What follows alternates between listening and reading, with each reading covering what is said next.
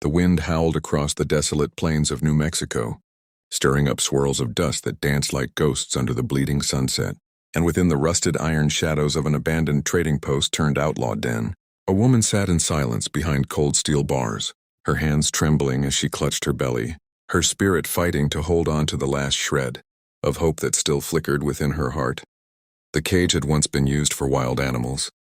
Now it held her, a woman known only by a number carved crudely on a wooden plank nailed to the bars. Around her, laughter echoed, harsh, cruel, the kind of laughter that came from men who'd long forgotten what mercy sounded like. They called her Number 6. To them, she was a wager, a prize, a token in a game of greed and sin. But to her, she was still someone's daughter, someone's dream, and deep inside, she prayed that someone, anyone, still believed she was more than the number they branded her with.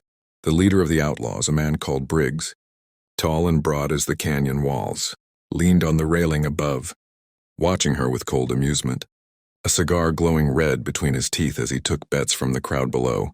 Every coin that hit the table was another insult to her pain, another reminder that humanity had abandoned her long ago.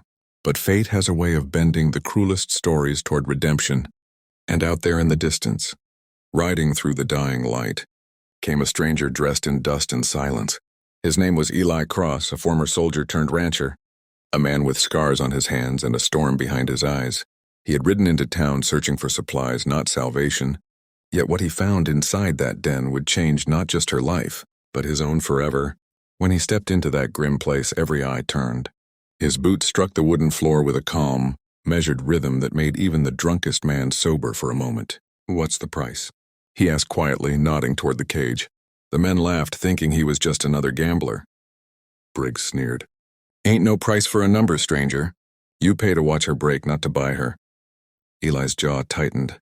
He stepped closer, his gaze never leaving the woman's eyes, those eyes that held both terror and an unspoken plea. "Looks to me like she's already been broken enough," he said, his voice low but steady. The laughter died down. The air grew heavy. There was something about this man, something dangerous, something righteous that made even Briggs hesitate. "You talk like you care," Briggs taunted. "You don't even know her name." Eli stared through the bars, his heart aching for the woman inside. "Then I'll give her one," he said. "Hope. That's her name now." The room fell into uneasy silence. No one had ever dared to speak that word in that place. It was as if the walls themselves remembered what it meant. Briggs barked a laugh, breaking the tension. "You got a big mouth, stranger. Maybe I'll throw you in there with her." Him for a long moment, trying to decide if trust was something she still knew how to give. Finally, she nodded, her lips trembling as she whispered, "Thank you, Eli." Hearing his name on her voice felt strange, like a promise he hadn't expected. They traveled for hours, stopping only when the heat grew unbearable. Hope began to talk in fragments, bits of memory, flashes of who she'd been. Her family had been farmers, she said. Drought took their land, sickness took her parents, and desperation drove her to a town that offered nothing but pain. The outlaws had taken her from there, turned her into a nameless captive for their cruel amusements. Each word she spoke was heavy with history, but Eli didn't interrupt.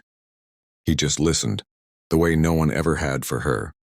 When night came, they made camp under the open sky. The stars shone brighter than she'd ever seen, and for the first time in years she wasn't behind bars.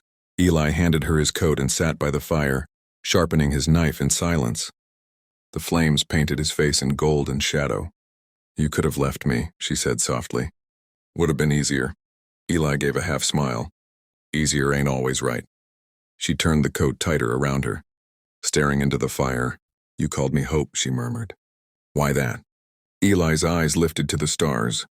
"Because sometimes the name comes before the reason. Maybe you'll grow into it." There was quiet between them after that. A silence not of fear but of understanding. Hope lay down beside the fire, and for the first time in years she slept without chains. Eli kept watch, his hand resting near his revolver, his gaze fixed on the darkness beyond. He knew the outlaws wouldn't forget what he'd done. He knew vengeance rode fast in these lands. But as he listened to her soft breathing, he realized something.